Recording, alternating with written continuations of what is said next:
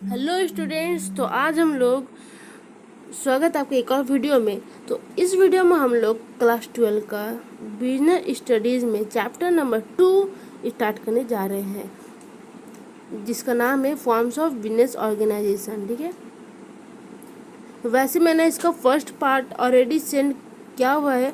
अगर आप लोगों की नहीं देखा है तो मैंने लिंक डिस्क्रिप्शन में दे दिया है, उसको भी जाके देख ले। और वैसे ये पार्ट 2 है। ठीक है, अगर आप लोग अगर पार्ट 1 नहीं देखा है अभी तक तो पार्ट 1 लिंक डिस्क्रिप्शन में है, जाके ज़रूर देखना। ये पार्ट 2 है। तो चलिए फिर शुरू करते हैं हम लोग। तो सब तैयार हो तो चलिए फिर तब शुरू करते हैं। ठीक है, तो मैंने जो इस वीडियो में हम लोग बात करेंगे पार्टनरशिप के बारे में। और फर्स्ट पार्ट में मैंने जो है सोल प्रोप्राइटरशिप के बारे में बात किया था।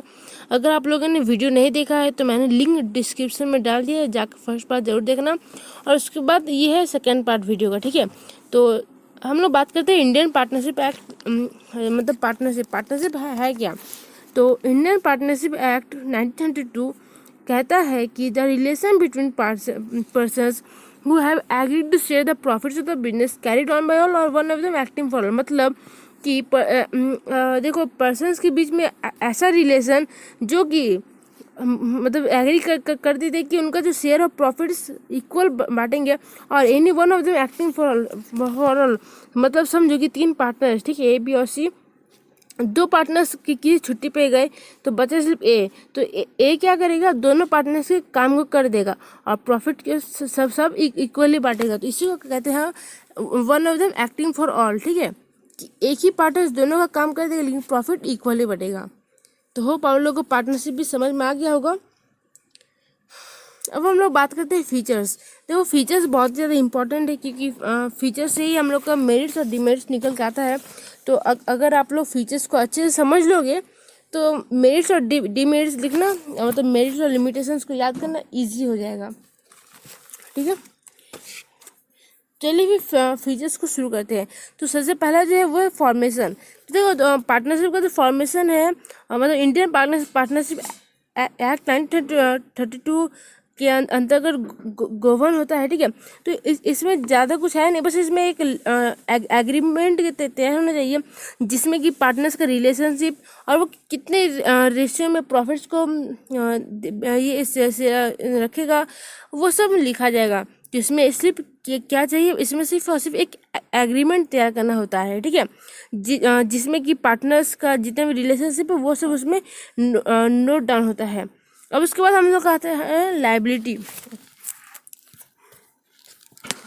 देखो, अब लायबिलिटी क्या है, जो पार्टनर्स का जो लायबिलिटी है वो अनलिमिटेड होता है। ठीक है, अनलिमिटेड होता है मतलब कि अगर समझो कि बिजनेस का अगर लायबिलिटी, मतलब जो डेट्स है, तो वो अगर बिजनेस का लायबिलिटी ख़त्म हो जाए तो जो पार्टनर्स है उनको अपना पर्सनल एसेट्स देना होगा। ठीक है, और अगर इन केस अगर समझो कि अगर 1-2 पार्टनर्स, अगर समझो कि 3 पार्टनर है, ठीक है, उसमें से अगर 2 पार्टनर्स अपना जो है, मतलब उन लोगों के पास उतना है नहीं कि वो लोग अपने जो डेट्स को पे करें, तो जो फर्स्ट पार्टनर होगा उनमें से वो मतलब जो डेट्स है वो अपने पर्सनल एसेट्स से दे देगा, और उसके बाद जो बाकी 2 पार्टनर्स है वो उसको बाद में चुका देगा, मतलब बाद में उसको पे कर देगा in the form of amount, या फिर किसी भी तरह से उनको पे कर देगा। ठीक है, उसका जो हम लोग का है वो है रिस्क बियरिंग।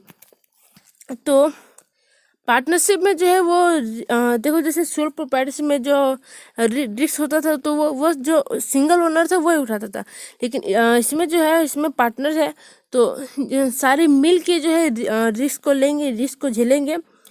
और अगर प्रॉफिट आया तो प्रॉफिट को भी सेम रेशियो में डिवाइड कर देंगे, और अगर रिस्क आया उसको भी सेम रेशियो में ही डिवाइड करेंगे। ठीक है, उसी रेशियो में जिस रेशियो में उन्होंने एग्रीमेंट तैयार किया था। उसके बाद आता है हम लोग का डिसीजन मेकिंग एंड कंट्रोल। देखो, डिसीजन मेकिंग एंड कंट्रोल क्या है।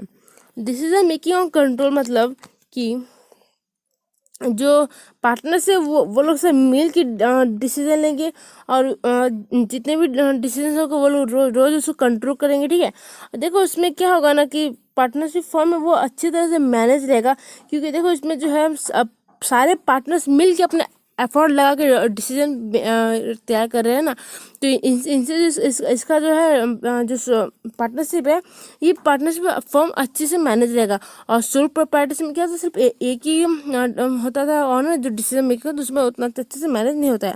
उसका बाद कंटिन्यूटी, जिसमें लैक ऑफ कंटिन्यूटी है। अब आप लोग पूछेंगे कि ये तो पार्टनरशिप है, लेकिन इसमें लैक ऑफ कंटिन्यूटी कहाँ से आ गया, क्योंकि इसमें तो एक नहीं 3-4 को पार्टनर्स होते हैं ना, तो इसमें तो लैक ऑफ कंटिन्यूटी आएगा ही नहीं। क्योंकि अगर एक पार्टनर का समझो अगर उसमें इंसॉल्वेंटी हो जाए या फिर अगर उनको कुछ हो गया, तो बाकी पार्टनर्स मिल कर करेंगे, लेकिन नहीं, ऐसा नहीं होता है। अगर देखो पार्टनरशिप में अगर एक मान लो अगर एक पार्टनर रिटायर हो गया, फिर डेथ हो गया, ठीक है, तो या फिर इंसॉल्वेंसी हो गया, तो बाकी दो पार्टनर अगर चाहे या फिर अगर उन लोगों के पास उतना एसेट्स नहीं है या फिर बिजनेस में लायबिलिटी नहीं है, तो वो लोग वहीं पे बिजनेस को है जो क्लोज हो जाएगा, कुछ दिनों क्लोज हो जाएगा। लेकिन अगर फिर बाकी पार्टनर्स अगर चाहे तो वो लोग फिर से बिजनेस को रन कर सकते हैं, लेकिन उन लोग को फिर से नया एग्रीमेंट बनाना होगा। उसके बाद हम लोग का मेंबरशिप, देखो पार्टनरशिप की मिनिमम मेंबरशिप तो 2 है, और अगर मैक्सिमम बोले तो इन केस बैंकिंग में तो 10 है, और अगर अदर बिजनेस में है तो 20। अब हम लोग बात करते हैं म्यूचुअल एजेंसी। देखो म्यूचुअल एजेंसी है ना, बहुत ही इंपॉर्टेंट टॉपिक है, फीचर्स में बहुत ही ज़्यादा इंपॉर्टेंट है, तो इसको अच्छे से समझना। हम लोगों ने अभी पार्टनरशिप पढ़ा, पार्टनरशिप में क्या पढ़ा कि the relation between persons who have agreed to share the profits of the business carried on by all or one of them acting for all, ठीक है। इसको हम लोग पढ़ा, मतलब क्या पढ़ा कि जो रिलेशंस होगा पर्सन्स के बीच में, वो लोग प्रॉफिट को इक्वली शेयर करेंगे, और एक ही पर्सन जो है वो सारे पर्सन्स को मिल के काम करेगा। तो ये क्या होगा, ये म्यूचुअल मतलब म्यूचुअल एजेंसी हो गया कि एक पर्सन खुद के लिए एजेंट भी है और खुद के लिए प्रिंसिपल भी है, ठीक है। जैसे कि वो मतलब वो बाकी का काम करता रहा, तो वो एक एजेंट भी हो गया, और वो बाकी को सलाह भी दे रहा है, तो वो खुद भी एक प्रिंसिपल भी हो गया। उसको कहते हैं लोग म्यूचुअल एजेंसी। अब हम लोग बात करते हैं मेरिट्स में, तो मेरिट्स में आता है मोर फंड्स। देखो पार्टनरशिप है तो जाहिर सी बात है जो बिजनेस का जो कैपिटल आएगा वो ज़्यादा ही आएगा, क्योंकि हर एक पार्टनर्स कंट्रीब्यूट करेंगे। समझो कि 3 पार्टनर्स, ठीक है, और हर एक पार्टनर 50,000 करके दिया, तो 1,50,000 हो गया। अब ठीक है, तो ये ज़्यादा होगा। अगर सोल प्रोप्राइटरशिप होता तो अगर एक ओनर 50,000 देता तो बहुत ही लेस होगा एज कम्पेयर टू पार्टनरशिप। उसके बाद जो सेकेंड है हम लोग का वो है ईज ऑफ फॉर्मेशन। तो देखो फॉर्मेशन, अभी तो हम लोग फिजिक्स में बात की कि फॉर्मेशन बहुत ही ज़्यादा ईजी है। क्यों ईजी है, मतलब इसमें उतना नहीं, बस एक खास एग्रीमेंट होना चाहिए जिसमें ये लिखा होगा कि अगर रिस्क होगा तो तीनों पार्टनर, मतलब जितने भी पार्टनर्स उनको सेम होगा, और इसमें मतलब रजिस्ट्रेशन कराना भी जरूरी नहीं है, आप चाहे तो रिटर्न भी करा सकते हैं और ओरल भी करा सकते हैं, ठीक है। अब हम लोग बात करते हैं उसके बाद है बैलेंस डिसीजन। तो हम लोगों ने बात किया कि इन लोग का जो डिसीजन है वो लोग मिल के करेंगे, क्योंकि देखो अगर अलग अलग करके करेंगे डिसीजन तो उसमें तो बर्डन ऑफ वर्क भी, जो अलग अलग करेंगे तो उन लोग को बर्डन वर्क ज़्यादा हो जाएगा, लेकिन एक साथ करेंगे तो उनका बर्डन ऑफ वर्क भी घटेगा। उसके बाद हम लोग का शेयरिंग ऑफ रिस्क। देखो रिस्क जो होगा वो तीनों पार्टनर्स इक्वली, मतलब जितने भी पार्टनर्स होगा उन सब इक्वली करेंगे, ताकि उसमें जो है बर्डन और एंजाइटी ये सब लेस हो, ठीक है। उसके बाद हम लोग का लिमिटेशंस। देखो लिमिटेशंस में क्या है, उसके बाद हम लोग का सीक्रेसी। तो सीक्रेसी मतलब क्या होता है, a partnership form is not legally required to publish its account. Secrecy मतलब होता है ना कि कोई भी पार्टनर को इतना इजाज़त नहीं है कि वे अपने फॉर्म की किसी भी कुछ भी जो है पब्लिश करे या फिर सबमिट करे, नहीं तो फिर वो उसको रिपोर्ट कर देंगे, और उनके अंदर इतना कॉन्फिडेंशियलिटी भी नहीं होता है। उसके बाद लिमिटेशन में, तो लिमिटेशन में सबसे पहले पॉसिबिलिटी एंड कॉन्फ्लिक्ट्स। देखो पॉसिबिलिटी ऑफ कॉन्फ्लिक्ट्स मतलब कि पार्टनर्स है तो ऑब्वियसली अगर डिसीजन करेंगे तो देखो अगर समझो 3 पार्टनर, ठीक है, 3 पार्टनर से तीनों पार्टनर का अलग अलग डिसीजन है, तो इसमें क्या होगा, तीनों में झगड़ा भी हो सकता है, झगड़ा भी होगा। तो इससे क्या होगा नहीं कि इसमें जो तो यही सबसे बड़ा डिमेरिट्स है पार्टनरशिप का, कि इन लोगों में झगड़ा बहुत ही ज़्यादा होगा, क्योंकि जितने पार्टनर्स होंगे सब अपना अपना डिसीजन बताएंगे कि नहीं ये करो, फिर वो बोलेंगे वो करो, तो इससे जो है वो झगड़ा भी होगा। इसीलिए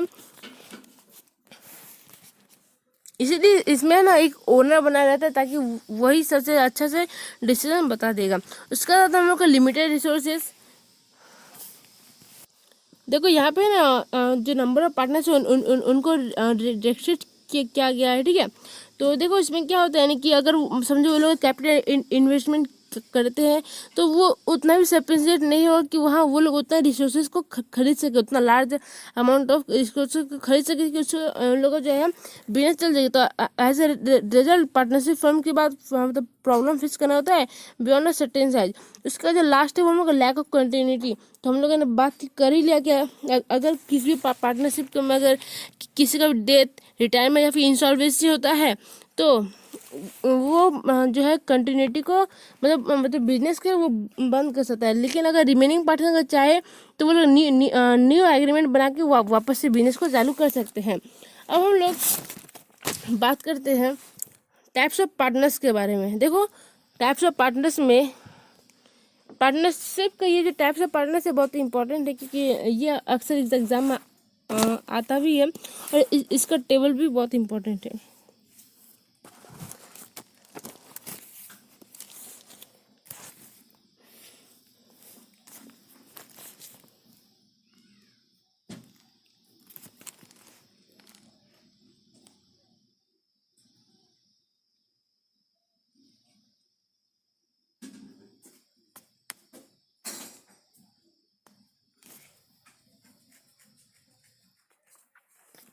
देखो सबसे पहला जो है वो एक्टिव पार्टनर्स, ठीक है।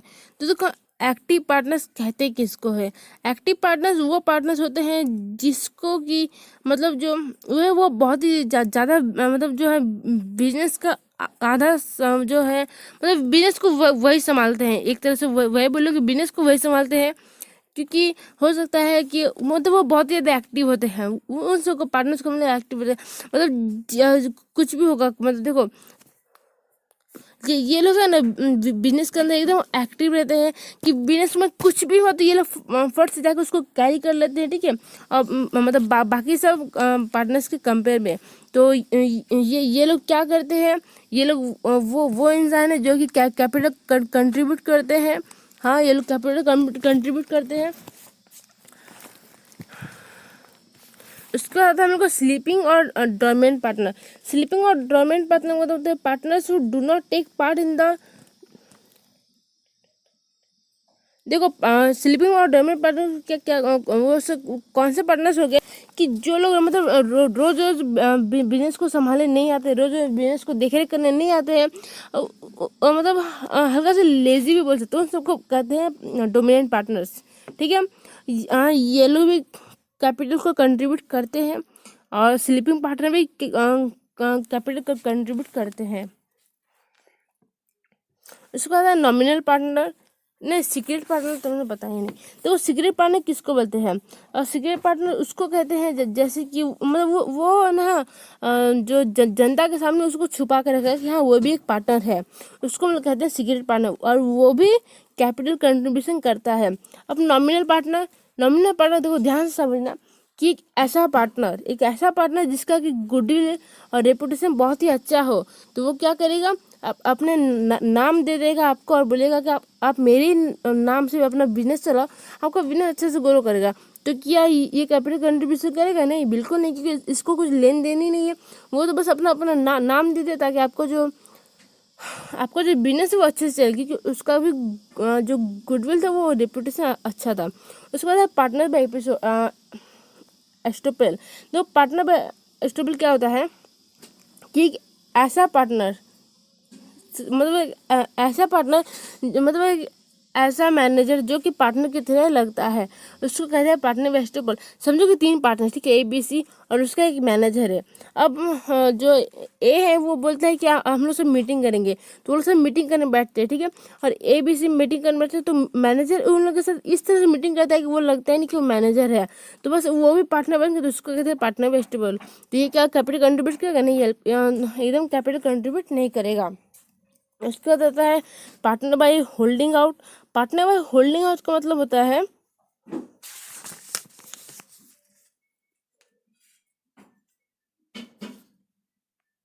देखो पार्टनर में होल्डिंग आउट तो मतलब देखो वो एक तरह से पार्टनर नहीं है, लेकिन फिर भी वो बिजनेस में आता है क्योंकि वो अपने जो क्रेडिट्स है उसको लायबल करता है पेमेंट के लिए, और डेब्ट्स को चुकाने के लिए वो जो है वहाँ पर होता है। और वो एक रियल में पार्टनर नहीं है, बस वो अपने आप को बचाने के लिए, अपने जो लायबिलिटी उसको क्रिएट करने के लिए, उसको ख़त्म करने के लिए वो रहता है, ठीक है। और ये एक थर्ड पार्टी भी बोल सकते हो। अब हम बात करते हैं एक्टिव पार्टनर्स के मैनेज एक्टिव पार्टनर्स क्या मतलब है क्या, और वो लोग क्या क्या है। तो देखो एक्टिव पार्टनर क्या है, वो कैपिटल को कंट्रीब्यूट करते हैं, ठीक है। मैनेजमेंट में पार्टिसिपेट करते हैं, ठीक है। स्लीपिंग और डोरमेंट पार्टनर कैपिटल कंट्रीब्यूट करता है, लेकिन वो मैनेजमेंट में पार्टिसिपेट नहीं करते। क्यों नहीं करते, क्योंकि ये जो है बहुत ज़्यादा लेजी होते हैं, और मतलब 2 दिन में एक बार आते हैं बिजनेस को देखने, तो ये लोग मैनेजमेंट में पार्टिसिपेट नहीं करते हैं। सीक्रेट पार्टनर, ये तो सीक्रेट है, तो ये भी मैनेजमेंट में पार्ट लेते हैं, लेकिन सीक्रेटली, ताकि किसी को पता न चले। नॉमिनल पार्टनर, इनको तो सिर्फ अपना नाम देना था, तो ये तो मैनेजमेंट में पार्टिसिपेट नहीं करेंगे, और ये कैपिटल भी कंट्रीब्यूट नहीं करेंगे। उसके बाद पार्टनर में एस्टोपेल, ये तो एक मैनेजर थे, लेकिन वो अपने आप को इस तरह से शो करने लगे कि वो भी एक पार्टनर है, तो ये भी मैनेजमेंट में पार्टिसिपेट नहीं करेगा। पार्टनर बाय होल्डिंग आउट, देखो पार्टनर में होल्डिंग आउट तो बस वो तो सिर्फ सारे डेब्ट्स को देने के लाया था, तो वो भी मैनेजर जो है मतलब मैनेजमेंट में पार्टिसिपेट नहीं करेगा।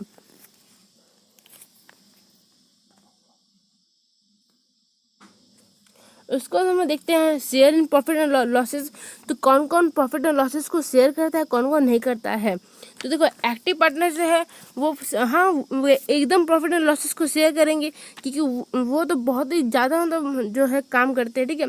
स्लीपिंग और डोरमेंट पार्टनर्स ये भी इस प्रॉफिट एंड लॉस को शेयर करेंगे। और सीक्रेट पार्टनर्स ये भी प्रॉफिट एंड लॉस को शेयर करेंगे। क्यों नहीं करेंगे, क्योंकि इन्होंने कैपिटल दिया है, हाँ मैनेजमेंट भी किया है, तो ये भी प्रॉफिट एंड लॉस को लेंगे। लेकिन ये जो कैपिटल कंट्रीब्यूट किया वो भी सीक्रेटली किया है, पार्टिसिपेट किया है वो भी सीक्रेटली। क्यों, क्योंकि ताकि जनता को समझ में ना आए कि हाँ एक पार्टनर भी है। नॉमिनल पार्टनर, इनको तो प्रॉफिट से कोई मतलब ही नहीं है, क्योंकि इनको तो बस अपना नाम जो है अपना गुडविल देना था इन लोग को, तो उनको प्रॉफिट एंड लॉस से कोई मतलब नहीं है। उसके बाद हम लोग को पार्टनर में एस्ट्रोपेल। तो पार्टनर में एस्ट्रोपेल एक मैनेजर है, तो वो क्या ही करेंगे प्रॉफिट एंड लॉस लेके, तो वो भी नहीं लेते हैं। जो शेयर और प्रॉफिट एंड लॉस है वो भी नहीं लेते हैं। उसके बाद हम लोग को लास्ट है वो है पार्टनर बाय होल्डिंग आउट। तो partner by holding out obviously वो भी नहीं लेते हैं, क्योंकि वो तो एक पार्टनर नहीं है, बस वो अपने आप को इस तरह से शो करते हैं कि हाँ वो भी एक पार्टनर, लेकिन ओरिजिनल वो पार्टनर नहीं होते हैं। अब हम लोग बात करते हैं लायबिलिटी की। तो देखो एक्टिव पार्टनर्स को जो लायबिलिटी है वो अनलिमिटेड है। वैसे हम लोगों ने चैप्टर 1 में बात किया था कि सारे पार्टनर जो है वो अनलिमिटेड लायबिलिटी के होते हैं, ठीक है। अगर उन लोगों के पर्सनल एसेट्स मतलब बिजनेस का अगर लायबिलिटी खत्म हो जाते हैं, तो उन लोग को अपने पर्सनल एसेट्स को देना पड़ेगा, जो बिजनेस के जो डेट्स है उसको भरने के लिए, उसको चुकाने के लिए, और उसको ख़त्म करने के लिए, उसको रिकवर करने के लिए अपने पर्सनल एसेट्स को इस्तेमाल किया जाएंगे। तो इसमें एक्टिव पार्टनर का भी अनलिमिटेड, स्लीपिंग और डोरमेंट पार्टनर का भी अनलिमिटेड लायबिलिटी होता है, सीक्रेट पार्टनर का भी अनलिमिटेड लायबिलिटी ही होता है, और नॉमिनल पार्टनर का भी अनलिमिटेड लायबिलिटी, सबका अनलिमिटेड लायबिलिटी ही होता है। मतलब जितने पार्टनर होंगे सबका अनलिमिटेड लायबिलिटी होगा बस। तो होप आप लोग ये जो वीडियो है मतलब जो टाइप्स ऑफ पार्टनरशिप वो समझ में आ गया होगा। अब हम लोग बात करते हैं टाइप्स ऑफ पार्टनरशिप के बारे में।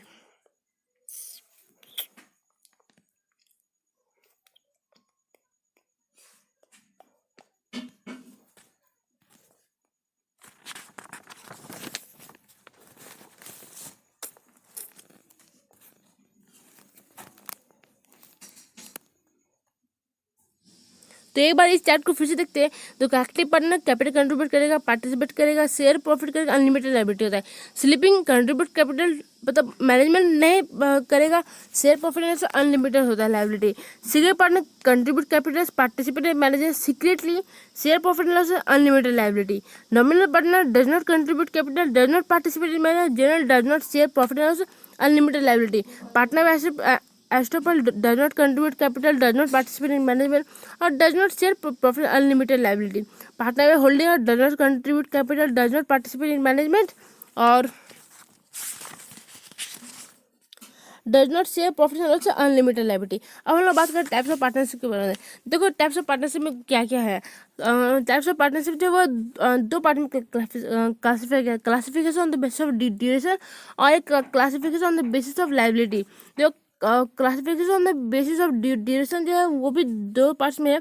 सबसे पहला जो है पार्टनरशिप एट विल और सेकेंड है पार्टनरशिप पार्टिकुलर पार्टनरशिप। देखो पार्टनरशिप एट व्हील का मतलब क्या होता है वो जान लेते हैं।